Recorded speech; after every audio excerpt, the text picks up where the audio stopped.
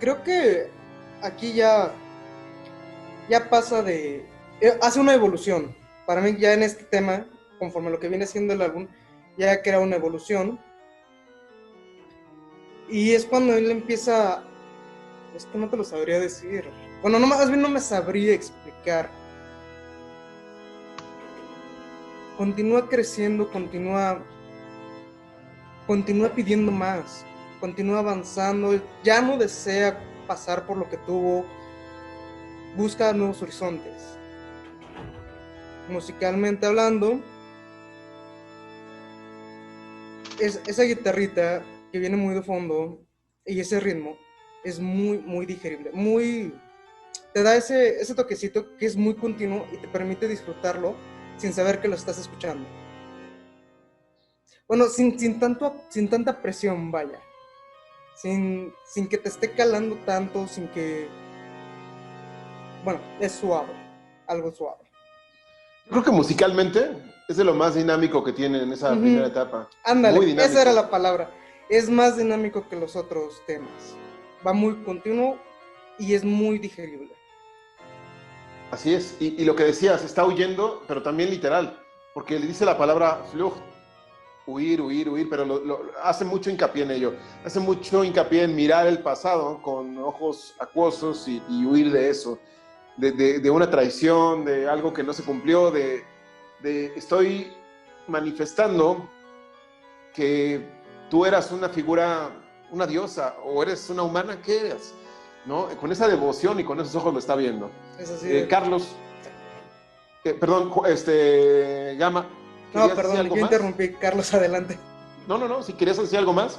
No. Era la parte de... Es lo que te digo, viene ya en la evolución de decir, se acabó y vengo con algo totalmente diferente. Ya no voy a voltear hacia atrás. Ya, eso Ok. era todo. Carlos, por favor. Claro, Versuchung es un tema también de estos nada digeribles, ¿no? Hay que decirlo, a mí sí no me parece muy digerible. Si bien es rítmico, si bien tiene algunos pasajes diferentes, pero no me parece muy digerible. Me parece muy alucinante y me parece algo psicodélico también, ¿no? ¿Por qué? Pues porque obviamente emocionalmente el tema, la tentación nos puede llevar a la locura, ¿no? Entonces creo que en ese sentido expresa muy bien musicalmente lo que quiere Tilo. Empieza también con unas campanas que también nos remonta a todo este ambiente sacro, pero hablado como desde otra forma, ¿no? Desde la parte oscura de lo sacro. Es decir, aquí Tilo ya manifiesta también que si bien la virtud ha sido experimentada en temas anteriores, pues en este caso va a ser lo opuesto, ¿no? Porque si se nos obliga o si se nos exhorta a no tener tentaciones, pues como seres humanos tarde o temprano tenemos que explotar, y este es un tema precisamente que hace al disco explotar, ¿no? Entonces, en ese sentido está muy interesante, es muy oscuro también, y no se podía musicalizar de otra forma si no fuera con mucha oscuridad. Sí, claro. Y su versión en vivo, de la cual hablaremos a fondo, es impecable. Tremendo. Juan. Bueno, yo tengo bastante que decir al respecto. Para empezar, me gustaría decir algo respecto a las campanas. Las campanas dentro del mundo del cristianismo, ya sea occidental o ya sea oriental, tienen que ver con todo un lenguaje. No suenan de la misma manera según el contexto. Por ejemplo, en el Día de Ánimas, o sea, la noche de Ánimas, mejor dicho, el Día difunto, las campanas se hacen repicar, esto de manera tradicional, desde las 12 de la mañana hasta las 12 de la noche, de manera insistente, ¿vale? O tenemos que, por ejemplo, no se toca de la misma manera si muere el Papa o si muere un obispo o un hombre, una mujer, etcétera, etcétera, ¿no? Hay todo un lenguaje. Yo no sé hasta qué punto Tilo conoce este lenguaje o no, porque no sé, o sea, este tipo de cosas no por ser cristiano ya tienes que saberlas, ¿no? yo me pregunto, cuando escucho estos dos temas, tanto Crucificio como Versuchung, me pregunto a qué responde la utilización de estas campanas, ¿no? Más allá de, sí, dotar a los temas de un cierto aire sacro, eso está clarísimo. Lo tenemos en la portada, lo tenemos con las campanas, pero ¿qué es lo que quieren significar esas campanas? Yo, sin ser experto en esto, pero como historiador del arte sí que entiendo que son campanas que tienen que ver con el llamamiento, ¿no? Con la convocatoria, ¿no? Con aquello de llamar a los feligreses, ¿vale? Es hasta donde yo llego. Pero puede ser que Tilo haya mezclado eso con otros usos que se dan dentro de la liturgia que tienen que ver con lo mistérico. Que yo insisto en que lo mistérico, desde el punto de vista cristiano, está muy, muy, muy presente en la primera etapa de Lacrimosa. Entonces yo me pregunto si aunque no haya sido riguroso Tilo en este sentido, tienen una función similar a cuando se utilizan ¿cómo se llama? Las campanas de altar, son unas campanas de mano que se utilizan en la misa, en la Eucaristía, que se llaman, tienen un nombre, no me acuerdo ahora mismo, se llama, no me acuerdo. Bueno, da igual. Son unas campanas de mano que el sacerdote, cuando está oficiando la misa, cuando está en la Eucaristía, justo en el momento en el que se considera que el pan consagrado ya es el cuerpo de Cristo y el vino es la sangre de Cristo, se hace sonar esa campana para manifestar la alegría del milagro, porque ya en ese momento el milagro se ha producido. Santus se llama, como el tema del Odia, por cierto, Santus se llama ese tipo de campana. Entonces, yo no creo que esas campanas sirvan simplemente para vestir de un carácter sagrado las canciones, ¿vale? No creo que sean solamente eso, pero tampoco tengo muy claro que esto que cuento sea la intención de Tilo. Yo creo que será una mezcla, a lo mejor ha hecho algo como por intuición.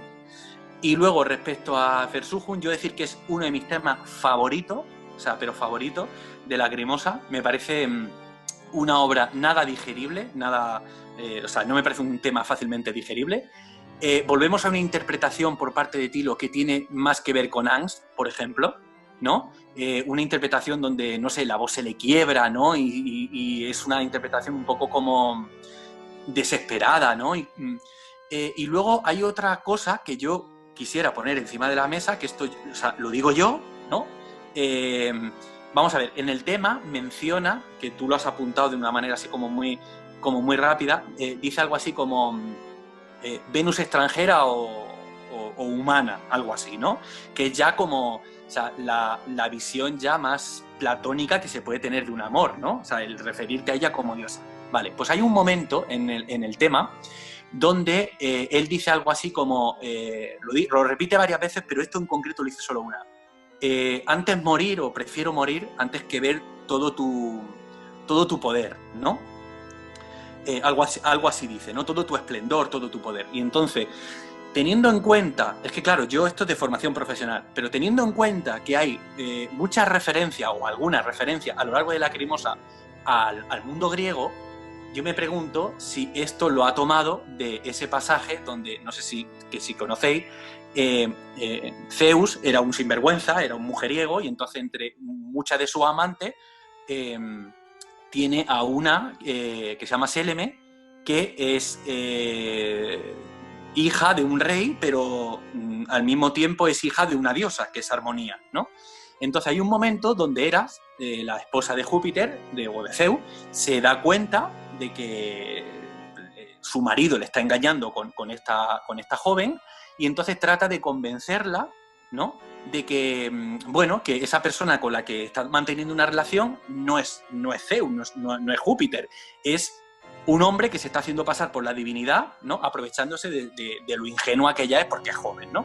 Y entonces, ¿qué es lo que le aconseja Hera? Que es lo que siempre está mal metiendo, ¿no? ¿Qué es lo que hace Hera? Pues lo que le dice es, cuando te lo encuentre, pídele, ¿no?, que te muestre todo su poder, ¿vale? Y entonces, efectivamente, cuando esta chica se encuentra a Zeus, le pide que le muestre todo su poder, cosa que es obvio que Zeus no debe hacer, ¿no?, porque eso puede tener unas consecuencias terribles, ¿no? Insistimos en que lo que dice Tilo es, prefiero morir antes que ver todo tu esplendor, ver todo tu poder. Y entonces acaba el mito con que al final Zeus no puede más que satisfacer lo que le dice, aunque no quiere hacerlo. Le enseña todo su poder. Recordad que el atributo principal de Zeus es el rayo, y cuando le muestra todo su poder, esta chica acaba absolutamente fulminada, calcinada, etcétera, etcétera, ¿no? Entonces, yo lo que me pregunto es obvio que Tilo, y lo repito, es obvio que Tilo ha leído algún libro de mitología interesante, un poco peculiar, ¿no? Ya hablaremos del Odia, ¿no? Y de vez en cuando Tilo te introduce estos latigazos que tienen que ver con el mundo antiguo, sobre todo con el griego, y no sé si es casualidad que en una misma letra, en una misma canción, te mencione a Venus, por un lado, y a esta frase que es tan típica de la mitología griega y en concreto de este mito de Zeus. Pudiera ser porque también Tilo, la verdad es que no deja cabos sueltos. Claro. Y hay muchísimas interpretaciones que podríamos hacer, pero también partimos de una lógica, ¿no? Y de una base, como dice, seguramente leyó algo muy peculiar, muy especial sobre mitología griega. Ahora bien, en cuestión de este tema, quiero aclarar algo. Que sea muy dinámico no quiere decir que sea digerible. Es dinámico en cuanto a su estructura musical, y sobre todo la parte donde se acelera, es esa desesperación transformada en música, lo cual para mí lo hace una joya dentro de este disco. Ahora bien, en lo personal, y eso es algo que digo yo, ¿no? O es más bien una anécdota, cuando escuché este tema por primera vez, lo vinculé mucho a una etapa de mi adolescencia tardía, como a los 23, 24 años, ya demasiado tardía, y mi identidad sexual. Tuve muchas dudas en ese entonces, y esa canción fue un eje que me guió, ¿no? Yo veía una dualidad ahí, un tema como de bisexualidad, y lo noté mucho en la letra de esta canción, ¿no? Porque en algunas ocasiones habla de una mujer y en algunas veces habla de un amigo, pero no especifica si es amigo o amiga, a lo mejor es un tema de lenguaje. Pero lo disfruté mucho porque fue una manera muy buena de canalizar esa parte, ¿no? De la cual en la actualidad no tengo ningún problema, ¿no? O sea, hay que decir algo que creo que es importante, y es que nosotros, que no sabemos alemán, tenemos acceso a traducciones, ¿vale? Que, bueno, hay que ponerlas un poco en cuarentena, ¿vale? No conocemos el perfil de las personas que hacen esas traducciones. O sea, no sabemos hasta qué punto son una autoridad o no, en el sentido de que sean traducciones más o menos fieles. O sea, yo, con lo poquito que sé de alemán, pues contrasto un poco por encima lo que me encuentro la traducción en español y el alemán, e intuyo que sí, que por ahí van los tiros, pero claro, ante unas letras que muchas veces pueden ser tan complejas, pues siempre se puede perder algo, ¿no? O no entender algo. es correcto. ¿Algo más que quieran decir de Versuchung? Yo únicamente una pequeña acotación, que fue que en el primer programa que hicimos de Lacriñoños, donde el tema era cómo nos convertimos en lacriñoños, yo erré al mencionar que, si bien este fue el primer disco que escuché, también mencioné que el cassette que me prestaron para escucharlo venía al revés en cuanto a los temas. Significa que el lado B estaba en el lado A y viceversa. Entonces, el primer tema que escuché de Lacrimosa en mi vida fue Versuchung. Y sí, debo decir que me quedé así como, ¿qué rayos es esto? Pero me gustó.